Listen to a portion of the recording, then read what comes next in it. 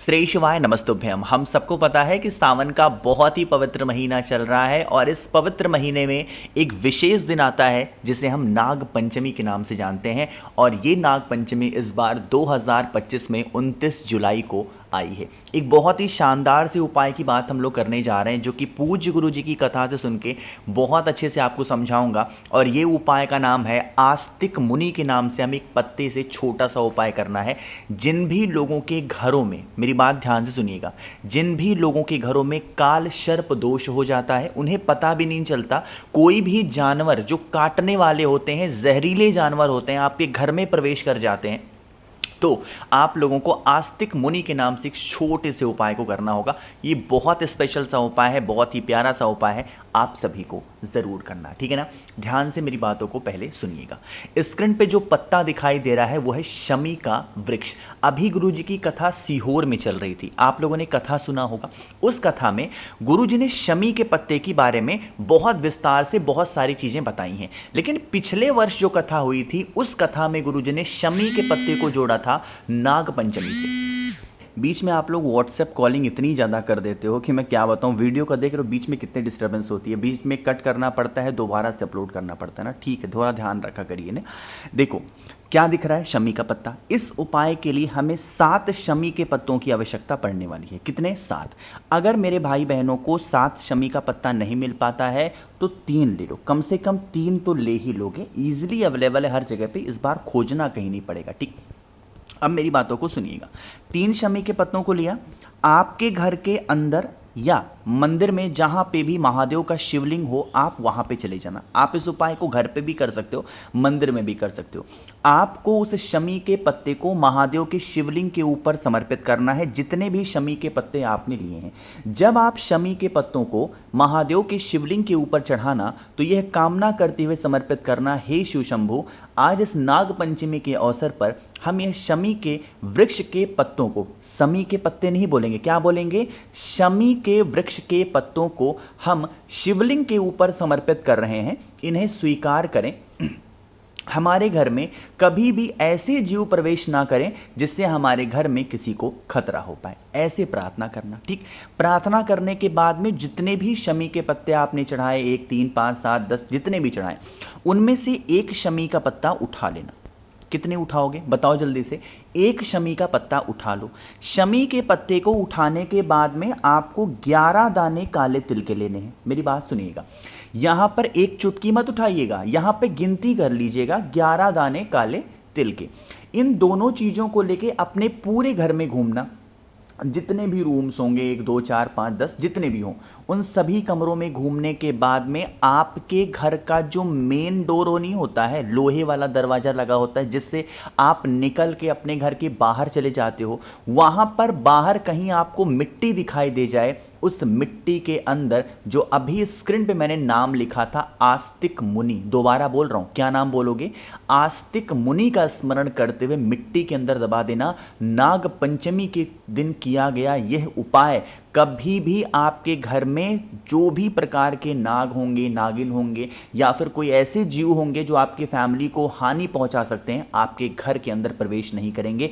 आस्तिक मुनि का ये नाम शमी पत्र के साथ लिया जाता है और उस शमी के पत्ते के साथ जो आपने महादेव के शिवलिंग के ऊपर से उठा करके लेके आए हैं। ये बहुत अलग सा उपाय है, बहुत स्पेशल सा उपाय है। नाग पंचमी पे ही आस्तिक मुनि का नाम लेके उपाय करते हैं और किसी भी दिन साल भर इस उपाय को आप नहीं कर सकते, ठीक है ना। चलो आगे बढ़ते हैं। अब इस वीडियो के हम लोग अपने दूसरे उपाय की तरफ, शमी के पत्ते का उपाय हमने समझ लिया है जिससे हमारे घर में कोई जीव प्रवेश ना कर पाए। दूसरे उपाय की बातें करते हैं जिससे आप अपने घर के किसी भी प्रकार के कष्ट को खत्म कर सकते हो। अब कष्ट को यहां मैं स्पेसिफाई अगर करूं, चाहे वो कष्ट व्यापार को लेके हो सकता है, नौकरी को लेके हो सकती है, इज्जत को लेके हो सकती है, इवन धन संपदा को लेके भी हो सकती है, कैसा भी कष्ट है, हर परिवार का अपना अलग इस उपाय को करेंगे। मैंने क्यों कहा हर परिवार का अपना अलग? देखो ऐसा नहीं है कि मेरे फैमिली में कष्ट नहीं है, मेरे परिवार में भी कुछ ना कुछ कष्ट होंगे, आपके परिवार में होंगे, आपके पड़ोसी के परिवार में होंगे, उनके बगल में होंगे, उनके रिलेटिव, तो हर एक फैमिली में अलग अलग अपने कष्ट हैं। किसी को धन का कष्ट है, किसी का व्यापार कष्ट है, किसी को नौकरी का कष्ट है, ऐसे अलग होते हैं ना। क्या करना, इस उपाय के लिए आप लोगों को एक धतूरा चाहिए होगा, ठीक है ना। मात्र एक धतूरा, कोई बहाना नहीं करेगा भैया धतूरा नहीं मिल रहा। नाग पंचमी का अवसर है, हर एक मंदिर के बाहर चीज़ें मिल रही हैं, बिक रही हैं, मैं आपको बता रहा हूं, तो बहाना मत किया करो, कोई अल्टरनेट बता दो, नहीं कोई अल्टरनेट नहीं उस उपाय का, धतूरा ही लेना है। धतूरा लेने के बाद में जब कष्ट का उपाय मैं बताता हूं, मैंने आप लोग को एक चीज़ बता रखी है, हमें काली मिर्च का इस्तेमाल ज़रूर करना चाहिए। कितनी? 3 काली मिर्च गिन करके, ठीक है ना।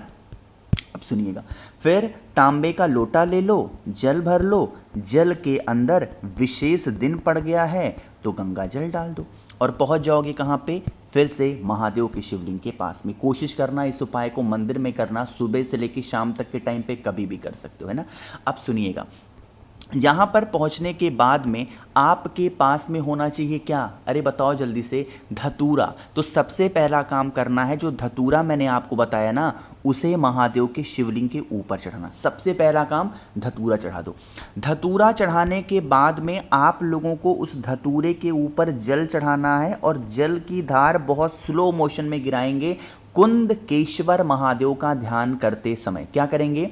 कुंदकेश्वर महादेव का स्मरण करेंगे, जल की धार बहुत स्लो मोशन में गिराएंगे। ठीक, इतना कर लिया मैंने। अगर आप वीडियो को मेरे ध्यान से सुनते होगे, मैंने एक बात आपको बताई है कि जब धतूरा हम चढ़ाते हों, जब हम आंकड़े का पुष्प चढ़ाते हों, जब हम कनेर का पुष्प चढ़ाते हों, तो महादेव के शिवलिंग के ऊपर चढ़ा हुआ जल नहीं रोका जाता है, ना उसका आचमन किया जाता है, ना उसको आंखों में लगाया जाता है, ना उसे मस्तक पे लगाया, क्योंकि ये हम अपने जीवन के जहर रूपी चीज़ों को समर्पित कर रहे हैं। जितनी जहरीली चीज़ें होती हैं, हम महादेव को यह मान के चढ़ाते हैं, हे शिव शंभु, हम अपने जीवन के जहर को आपको धतूरे के रूप में, हम आपको कनेर के पुष्प के रूप में, हम आपको आंकड़े के पुष्प के रूप में समर्पित कर रहे हैं। इन्हें स्वीकार करें और हमसे जो भी गलतियां हुई क्षमा करें, हमारे घर से इस प्रकार के कष्टों को दूर करें। ऐसे प्रार्थना करना और फिर जो आपके पास में 3 काली मिर्च है, उसे आप लोगों को दोबारा से आस्तिक मुनि का स्मरण करते हुए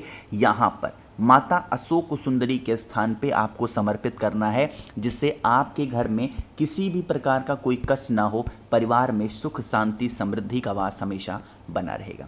आगे बढ़ते हैं तीसरे उपाय की तरफ, लेकिन जल्दी से करिए वीडियो को लाइक। जिसने अभी तक चैनल को सब्सक्राइब नहीं किया, मेरी आवाज़ आप पहली बार सुन रहे हो, चैनल को ज़रूर सब्सक्राइब करेंगे, ठीक है ना।